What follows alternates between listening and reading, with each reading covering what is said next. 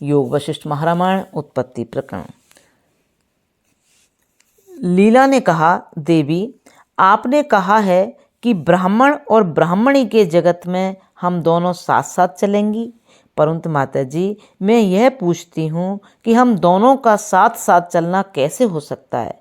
मैं तो इस शरीर को यहीं स्थापित करके शुद्ध सत्व का अनुसरण करने वाले चित्त के द्वारा उस उत्तम आकाशमय लोक में चली जाऊंगी, परंतु आप अपने इस शरीर से वहाँ कैसे चल जाएंगी।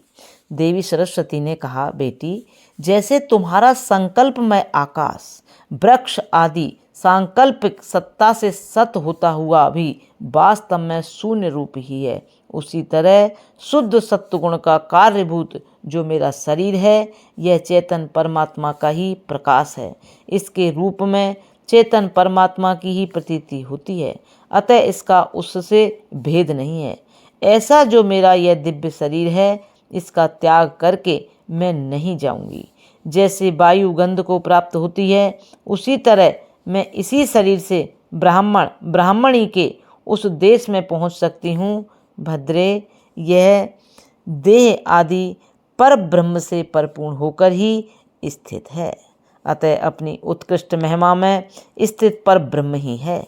इस सत्य को हम लोग बिना किसी विघ्न बाधा के देखते हैं, किंतु तुम ऐसा नहीं देखती क्योंकि तुम्हें अभी दृढ़ तत्व ज्ञान नहीं हुआ है।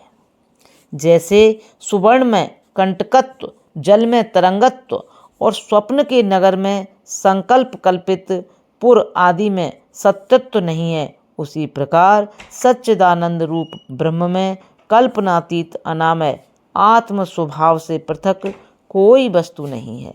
जो कुछ भी यह दृश्य प्रपंच भासित हो रहा है वह सब ब्रह्म का ही निर्मल विकास है। जैसे परम उत्तम चंद्रकांत मणि की ब्रह्म बस कांच के समान प्रतीति होती है, वैसे ही ब्रह्म के विशुद्ध विकास की भ्रांति बस दृश्य रूप से प्रतीति हो रही है। प्रणाम भगवान। अब यहाँ से आगे नेक्स्ट। ओम शांति।